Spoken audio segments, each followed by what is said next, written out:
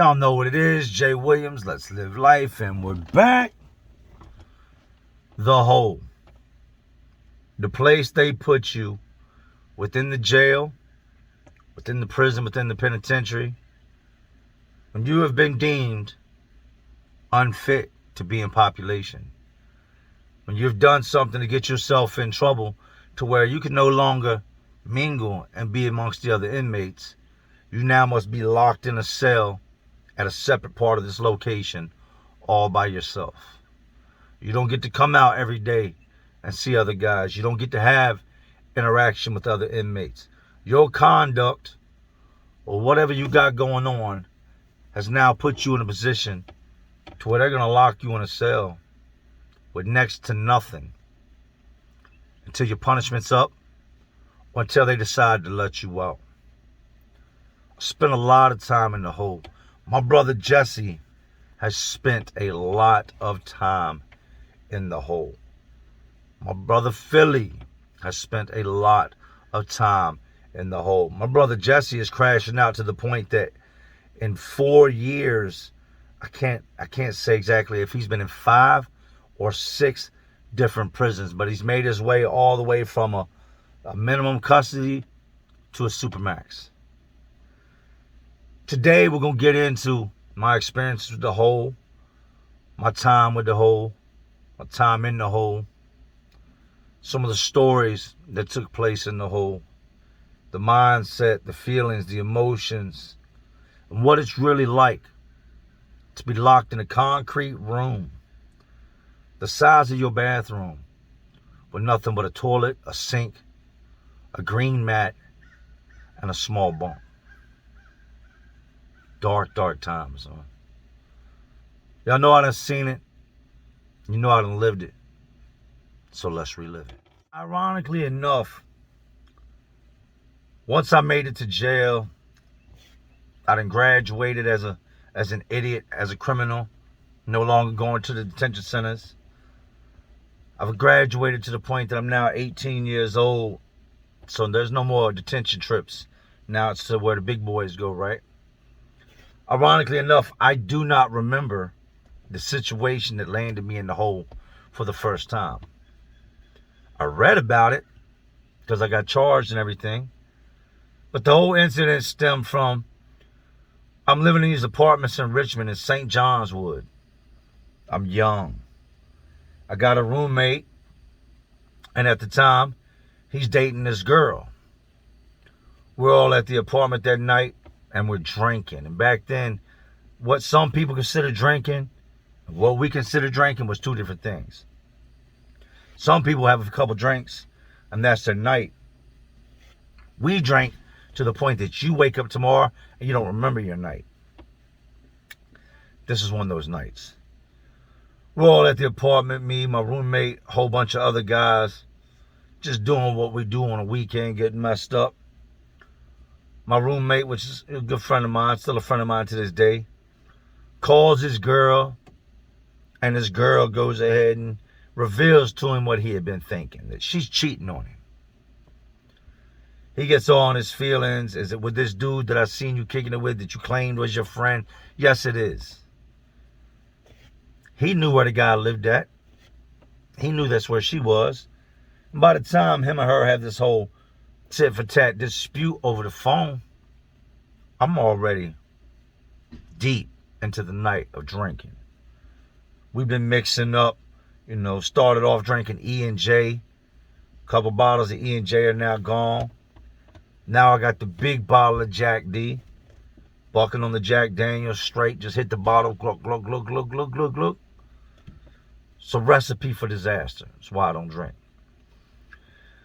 Last thing I remember was getting in the car with him and stumbling coming out the front door. There's a couple more of my homeboys with me. We're going over here. He's going to confront the girl. But I know that what we're really doing is we're going over here to kick this guy's ass. That was the last thing I remember was stumbling to that car. I don't remember the car trip. Don't remember anything. I wake up in the morning. And when I wake up, I'm cold. I'm in an unfamiliar place. I'm groggy. I'm nauseous. because of the whole night of drinking and probably not eating much that day. And I sit up, and the first thing I notice is I have no clothes on. I'm completely naked. I look around me, and it does not take long to realize I'm in jail. I'm in the hole. I get up and I go to the bars, and this is a room, just the old Chesterfield County Jail, and I'm upstairs. This room is about maybe 6 foot wide and maybe 8 foot long. There's a toilet, there's a sink, there's a roll of toilet paper, there's a bunk on the side of the wall, like a concrete slab, and a green mat. I am completely naked.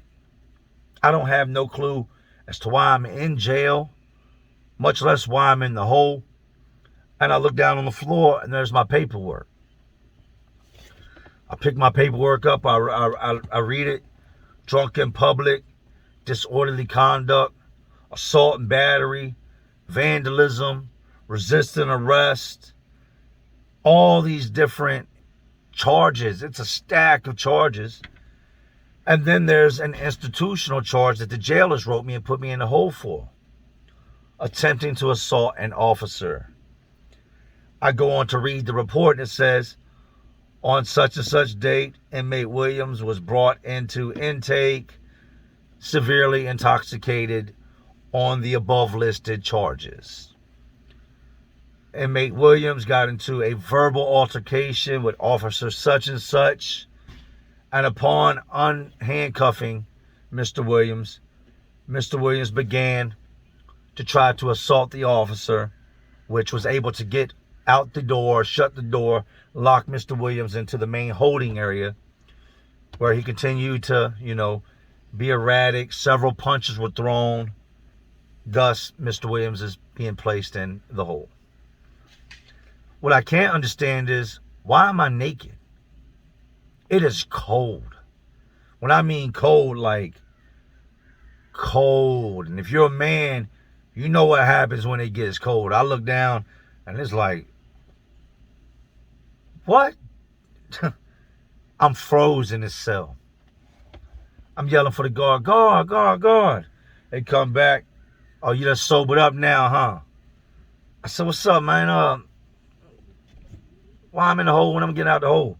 He was like, oh, no, you done sobered up now. You don't remember much, do you? You was messed up last night when you came in. I said, look, man, whatever I did, I apologize, man. I don't even remember what happened that put me in jail, much less why I'm in the hole. Well, you're going to be in the hole until you get transferred. Can I have my clothes? No, you can't have your clothes. Why can't I have my clothes? Because you're on strip cell. You don't get nothing. I said, man, it's freezing in here. And this guard is standing on the other side of these bars. Here I am, this 18-year-old man. I'm completely naked, standing there looking at him face to face. I'm like, man, it's cold in here, man. I'm freezing. Can I have my sheets? Nah, you can't have nothing. He tells me that what I did was, I was from swinging on the guard and stuff. They initially put me in the hole. I was fully clothed. I had sheets. I had everything. And I told them, I need to use the phone. So I called somebody to let them know to come bomb me out of jail to use the phone. They wouldn't bring me the phone. So I made the stupidest comment. Do not ever do this. And I did it. I don't know why I did it, but this is what he told me. He said, what somebody got to do to get some attention around here? Hang themselves? Hurt themselves? That's the only way y'all can come back here and check on me? Skirt! Don't do that. The moment I said that, him and some other officers, this is what he's telling me, came back to my cell and was like, go ahead and undress. For what? He said, you were still flipping out. Eventually, you undressed, threw the clothes at the bars. We told you to give us your sheets. And we took everything out your cell because you were talking about hanging yourself, threatening to hurt yourself. I said, but you just said it was over the phone. Y'all should have known I was just trying to get the phone. He's like, nah. You're going to stay strip-celled until you're picked up by the other jail and taken to there where you're going to permanently be housed. We can't house you. You're too violent. I said, man, ain't this about a bitch? I'm froze. Next part of the story is kind of crazy, man. They walk off, and I've said I'm froze several times, but I'm telling you it's cold. It is cold. That concrete slab, that green mat is the equivalent of laying on an ice tray. It's so cold in this cell that just to walk around the floor is stinging my feet. I'm looking around for a way to stay warm. First, I try to rip this mat open. I'm going to wrap myself up with the stuff that's on the outside of this mat. This mat is like cut-proof, tear-proof, fireproof. You ain't doing shit to this mat if you ain't got a knife or a razor. I look over, there's a roll of toilet paper sitting there. I said, shit, jackpot. I take the toilet paper. Crazy times. I wrap my entire body up like a mummy. But I can't get my package to wrap up. So in the guard, and every time after I wrap myself up, I had to kind of stand still because every time I would move, the toilet paper would rip and I'd have to try to rewrap that area. So here I am, I'm just standing leaning against the wall, completely wrapped up in toilet paper with only my package hanging out. And the guard walks by and glances over at me. He goes, "What the fuck?" I said, "What's up, man?" He was like, "Oh, hell no." I said, "Man, it's cold." By now, I know they're going to take the toilet paper. He's looking at all he sees is, my private area. And the rest of me all wrapped in toilet paper. I done got my feet wrapped in toilet paper. I done used this whole roll of toilet paper to wrap myself up, all except for my head, right? Give me the toilet paper. Man, you got to be kidding me. Give me the toilet paper. I tear all the toilet paper off, throw it out the cell. He takes 4 individual squares, tears them off, and gives them to me and says, "If you need more, let me know," and walks off. I'm back in the cell, just standing there.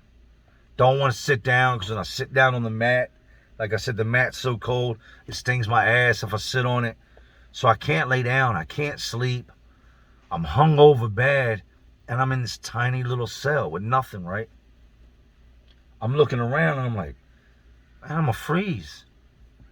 Right outside my cell, about 30 minutes passes, I see the guy that works in the jail that changes out the trash and stuff. There's a trash can right outside my cell, like one of those big trash cans. The guy comes and takes the clear bag that's got trash in it, the toilet paper they took from me and some other things, ties it up, takes it, puts the new trash bag in it. Trash can's close enough I can reach out with my arm and grab it. I look out the bars, I don't see no guards. I reach out, I grab the trash can, I pull it over to me, and I pull the trash bag out of it. I poke a hole in it, put it over me, poke my arms through it. Guard comes walking back by.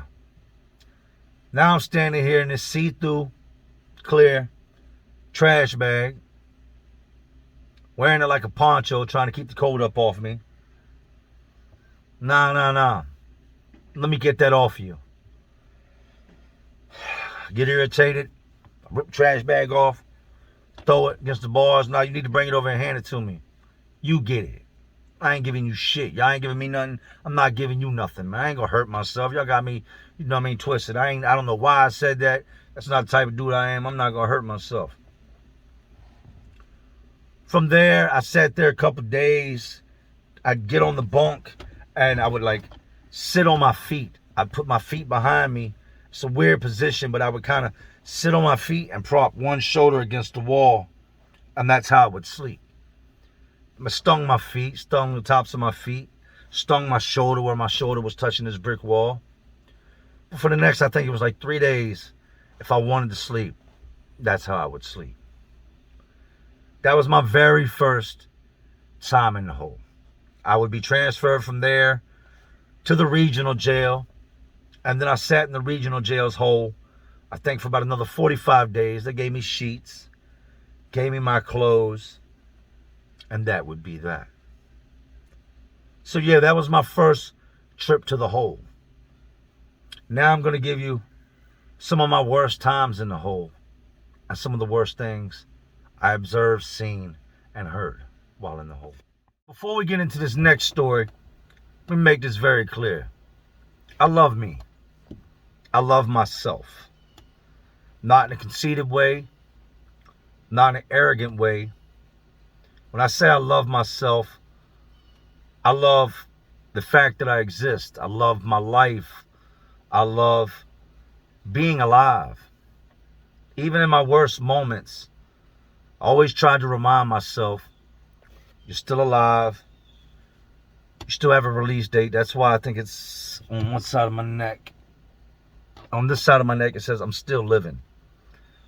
I got that tattooed on my neck at a point in my bed that I was in a dark place. So every morning when I looked in the mirror, check my face, wash my face, clean my face, brush my teeth, clean my ears, and I would turn my head, I would see the words, I'm still living, on the side of my neck. Reminded me that even though you're in the worst possible environment right now, worst case scenario, you have a release date and you're going home. I went to the hole a lot of times at Greensville. Spent a lot of time in the hole. When I decided to show you all my pictures, I'm going to show you a picture of what I looked like before I went to the hole and what I looked like a year after being in the hole. Spent right at a year in the hole on one of my longest hole trips. I get to fighting up Greensville. There's no way to avoid the fight where it's getting ready to take place. I would always rather take it to a cell because I want to get away with it. I don't want to get locked up behind it. If I have to fight, at least we're going to fight, and then I can continue to be in general population. With this situation, it's unavoidable. We have to crash out right there. Me and dude get into it. They lock both of us up, take us to the hole. Initially, I'm just back there, and I'm on what's called Upper 5 in a place called 10 Building at Greensville. And on Upper 5, you got cells all the way down one wall, and then it goes around this little brick wall and comes back up, and there's cells all the way down that wall. The little brick wall in the middle is maybe 6 feet tall. It doesn't connect all the way up. It's just like a partition, so you can't see the guys in the cell in front of you. I guess it's meant to cut back on being able to pass things, or just so you can't see anybody. And then the door itself is almost like a cheese grater. It's this big sheet metal with a million little holes drilled all in it. So you can get up and look, but it's like hard to see anything. You can't get a clear view until the chuck hole opens, and the chuck hole is where they will push in your medication, hand you your mail, push in your food tray. You squat down, you can look out, and that's really the only time you can see a guard, a nurse, anybody. I get into it with this guard back there, and me and him have had words a couple different times now, just because of stupid things. I'd be asleep, and they'd come through with the phone, and he wouldn't bang on my door to say, hey, do you need to use the phone? He would just skip over my cell and take it to somebody else. You'd only get the phone once a month. So now I don't get the phone again for another 30 days. Hey, you could have banged on the door and said, hey, do you want to use the phone? Yes, I want to use the phone. This happened. This makes me dislike this man a whole lot, because that's some spiteful shit to do. I have nobody. I have nothing. I'm locked in this concrete cell all day with nobody to talk to, nothing to do. Guys that are crazy back here singing all night long. Guys back here that are just bonkers. We had a guy back there that slept a couple cells down from me that would read out loud. And this guy is reading the Bible, but it's like almost like he's Moses on a mountaintop. In the beginning, God said, and he would do this all day and all night. He never read quietly. The entire time he read like screaming, and you could be like, yo, man, shut up. And it's a slow form of torture. Then when he would sleep, those moments of silence, of solitude, were so precious, because you finally got time to think. You couldn't think when this man was screaming and reading these scriptures at the top of his lungs. It was like driving me crazy. Aside from that, being in the hole, being stripped of everything, not getting any rec, not coming out the cell at all, except every third day to take a cold shower. Aside from the fact that it's July and the hole is blistering hot. There is no AC. There is no heat. It is no circulation. You're in the cell and you got to take short breaths because it's so hot that you feel like you're hyperventilating. You strip down to next to nothing. You take your boxers and your t-shirt and you soak them with the sink water and put them on to try to get cool. No sooner than you put it on, it's dry again. But now it smells like piss. It smells like sweat from you putting it on your sweaty body and it drying with that odor. After that guard did that, me dealing with this guy, screaming these scriptures all night. This guy over here singing nonstop. Guys banging on the door. Guys yelling back and forth. It just put me into a point of manic chaos in my brain. I'm stripped of everything in this world, and this is what I'm having to deal with. It's really like torture. The guard pissed me off so much, man, that I'm like, I'm gonna get at his ass. You know what I mean? First chance I get. If I can get these cuffs off, I can get out the cell. I don't care if I'm cuffed in the front. I'm going to take my hands and I'm going to hit him right in his face. He makes slick comments when he walks by my cell. And then one day, he puts the icing on the cake. I'm laid back on my bunk and I'm reading The Dark Towers, one of the books from Stephen King. And there was a bunch of books that Stephen King had put out at the time. And the guy that would come down the hallway with the book cart, I knew the dude. So I'd be like, hey, man. You make your way over to the library, see if you can get the next book in the Dark Tower series. I'm done with book 3. And he'd always, try to look out for me. He knew me. I'm laid on my bunk one day and I'm reading one of the Dark Towers books. And I hear him say, "Chow." And they come down the hallway with this cart, with these styrofoam trays stacked on it, with everybody's meal in it. They get to my cell. And before I can get off my bunk, the guard opens a slot and pushes my tray through. And my tray falls. Boom! Hits the floor. In this day in particular, we had this stuff called Creole Mac, which is like macaroni noodles, like the worst kind you could ever imagine. And this ground up meat that probably wasn't even real meat. It was some type of byproduct with some flavoring put to it, and it was really soupy. Then there's I think it was like 2 cookies or a cake, something like that was on my tray. Some potatoes and a little piece of bread. When he pushes my tray through the door, it hits the ground. Boom! Creole Mac splats, goes everywhere. All the rest of my meal is now soaked. 2 little cookies are soaked in this Creole Mac. The bread's soaked, the potatoes are soaked. And to hell with the fact that everything's wet from it just hitting the floor. My food is splattered all over the floor. I get up and I'm already in the midst of trying to reach out for the tray when he pushes it and he shuts my slot, locks it back and moves to the next cell. And I say, "Yo, man, my food is all over the floor. I need another tray." "Oh, no, you think you're slick. You trying to get the cookies." I said, "What you mean get the cookies? I don't want none of this shit. I need another tray." "You've already been served your meal, sir." I said, "I've been served my meal? You want me to eat your food, sir?" I said, "Man, I'm not a dog, man. You're not going to treat me like a dog. This food is all over the floor, man. I'm not eating off the floor." "Well, I guess you ain't eating again. See you in the morning at breakfast time." I said, "Oh, my God. You are starving." When I show you all these pictures, and I eventually will, you're going to be like, that's sad. I look like a Holocaust survivor when I came out the hole.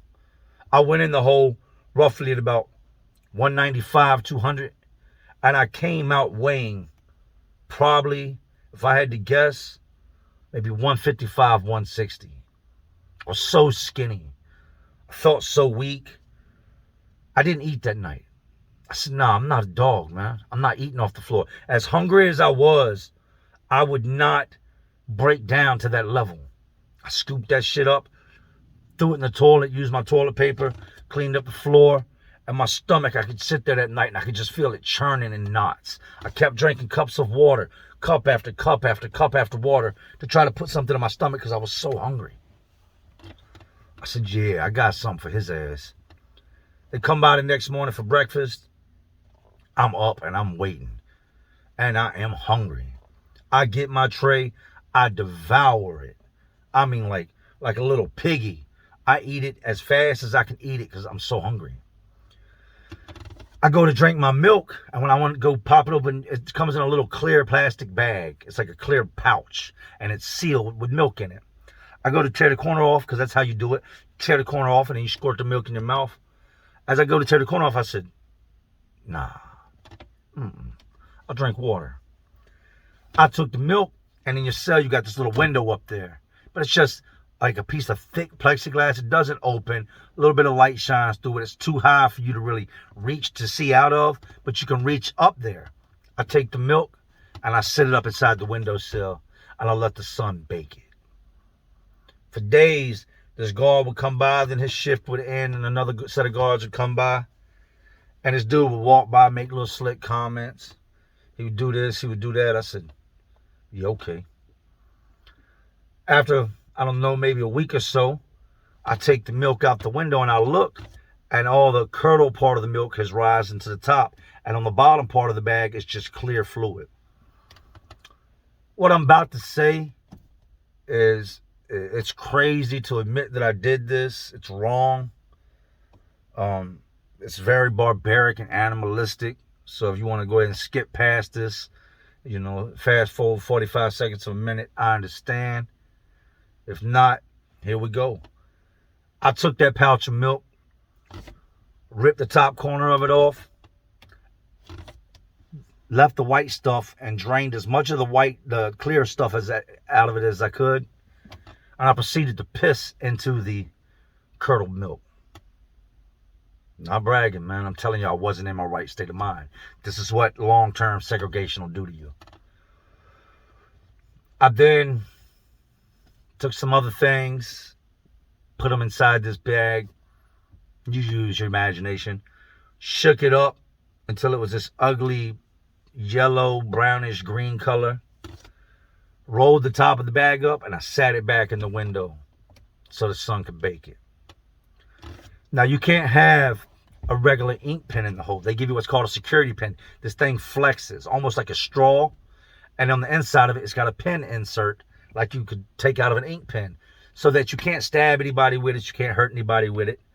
But the beauty of this thing is that if you pull the pen out, you can almost use it like a straw or a nozzle.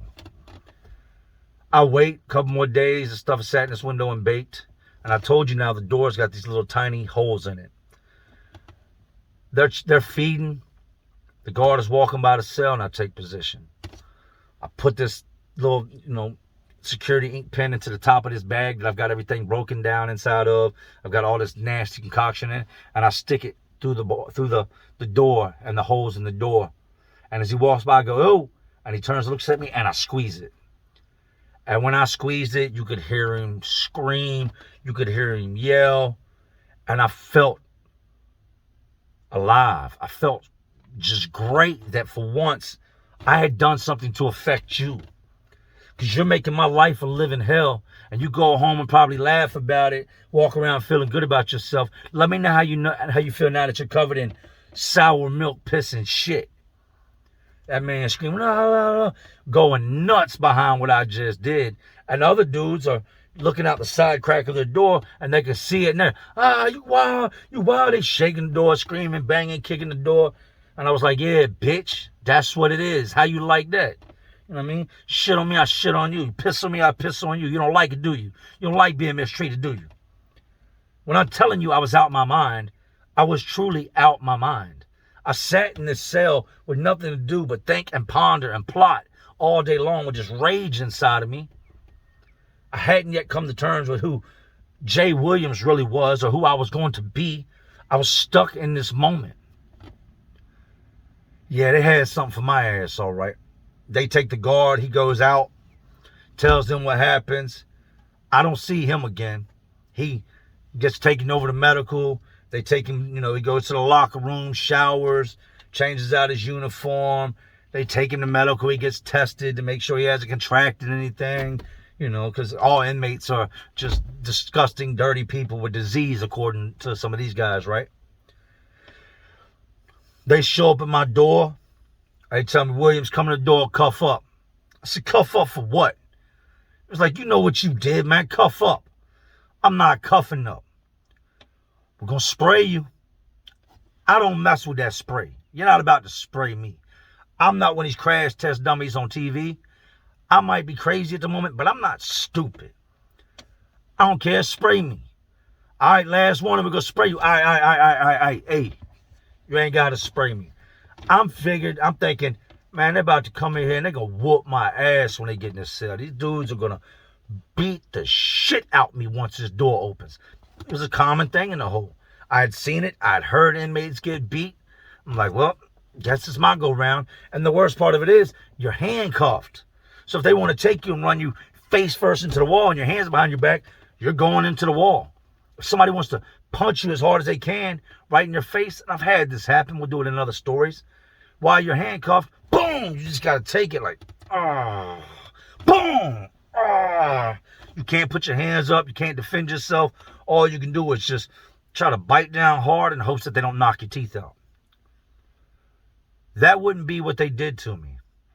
I told them, nah, y'all ain't got to spray me. I'll cuff up, man. Whatever. Y'all do what y'all got to do. I back up to the door, put my hands through. They cuff me. Guard radios, open cell such and such, upper 5. They open the cell door.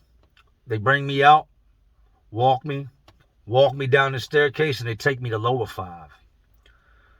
Lower 5 used to be long-term segregation. It's a part of the hole that is no longer used. There's nobody down there.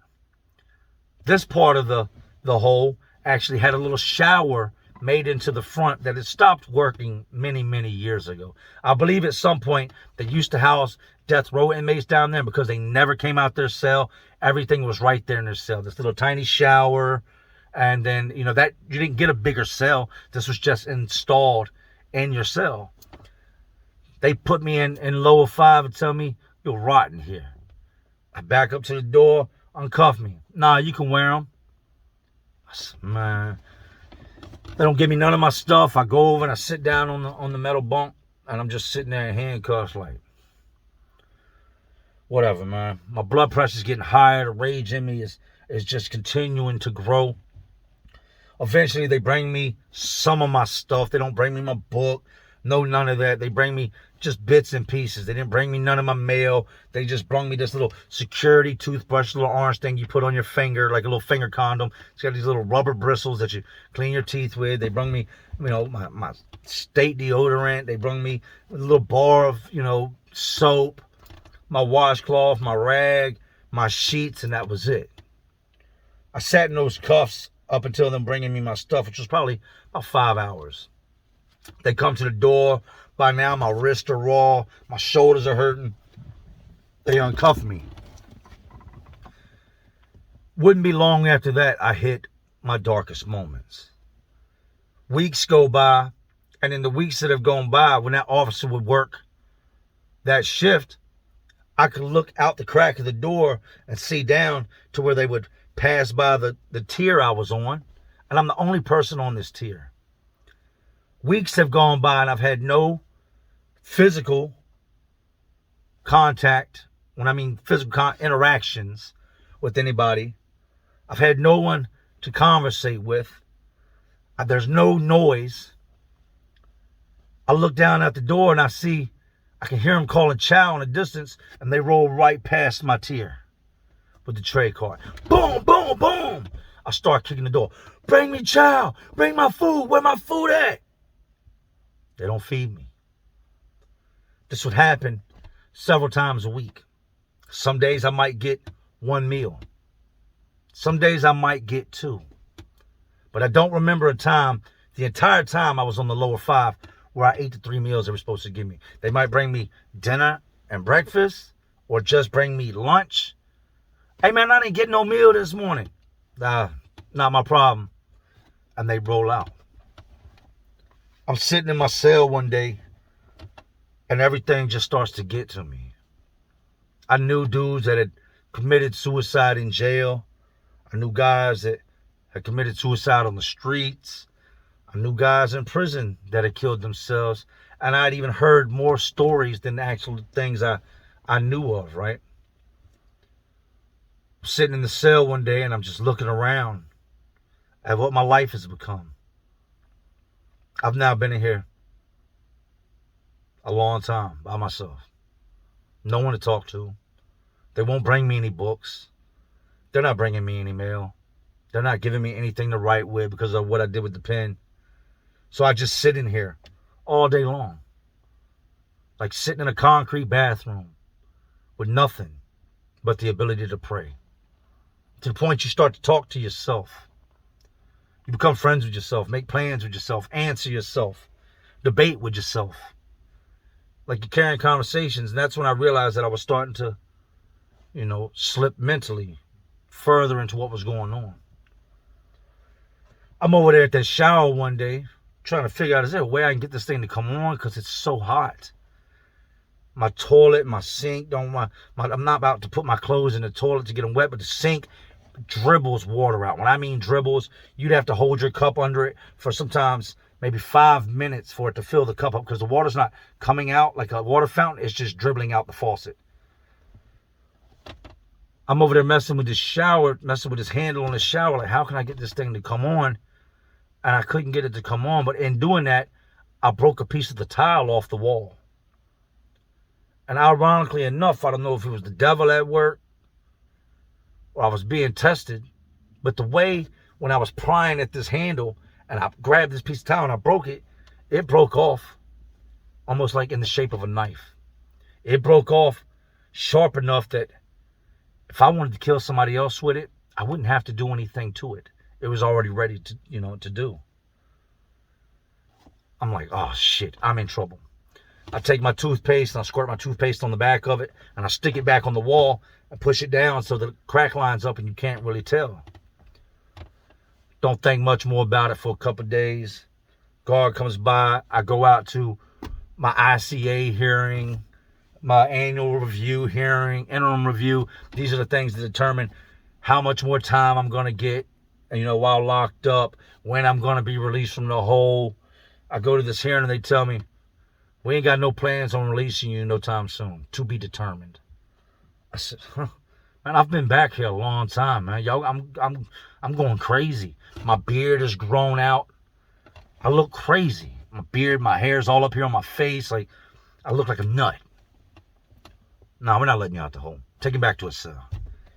They take me back to my cell, and I'd maybe been in there 2-3 hours. And I started thinking about that sharp piece of tile. I started praying. I said, God, will you forgive me if I kill myself? Will you understand if I take my life while I did it? Because I've always been told that suicide is the unforgiven sin.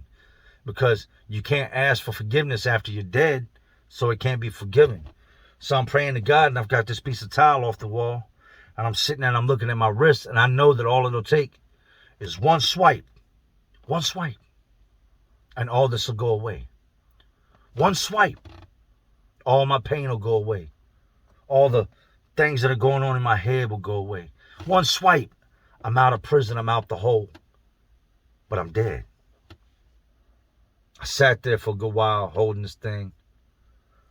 Put it up to my wrist a couple times, looking at my wrist. Then eventually I took it and I slammed it on the floor and broke it into a whole bunch of pieces. I started to think about the gift that I still had. The beauty and the fact that I was alive. I started to tell myself, they can't do this to you forever. You're going to be released from here one day. Don't let the moment destroy you. Think about those that love you. Think about your son. Think about your mother and your brother and your sisters and all the people that care about you, that are wondering where you are and why they haven't heard from you. Think about them. And I kept telling myself that. I cleaned up the little pieces I broke, threw them in the toilet, flushed the toilet, and I laid back on my bunk, closed my eyes, and I did my best to try to vision myself not in that cell, to vision myself not in prison, but I tried to vision myself laying in my bedroom, in my bed, with my eyes closed. Just laid there. Trying to remember what the smell smelled like. I could remember what it sounded like when my wristwatch would be laying on the nightstand, irritating me because it'd be laying there ticking. I could remember hearing the cars go by in the middle of the night when my bedroom window would be open. It brought me back to reality. Thinking about those that I love brought me back to reality. That was a defining chapter in my life. I went to the hole many times after that. And the sad part of it is, I started to like it. I started to like the taking a break from what was going on in general population. I started to like the being in the cell by myself. I became okay with the noises going on around me because I would just ball toilet paper up, plug them in my ears to where I couldn't hear anything. I liked being able to read in peace. I learned that no matter what they did to me, one thing they couldn't do was stop that clock from ticking. I would think back to hearing my watch laying on my dresser when I was at home on my nightstand and how it was ticking. And it would just remind me that even with me being where I'm at, the clock is still ticking. I will go home. This will end. I will return to the streets. And when I do, I will make sure that not only do I not ever return here, but I try to give back. And I try to keep somebody else from ever having to experience anything like that. I'll do more stories in the future on whole trips, things that happen in the whole. But I felt it was very important to give y'all this story today, just to give you a glimpse into what nightmares can be made of, what depression and feeling lost can cause a man to almost do. It's crazy, man. Anyway, these institutions, these jails, detention centers, these prisons are all just crazier worlds inside of this already crazy world we live in. And as always, y'all know what I'm doing. Just trying to keep y'all entertained. Are you not entertained? And like always, this is Jay Williams. Let's live life. To all my real ones and the awesome real ones watching. Because y'all still watching me. Y'all know how we do. Salute.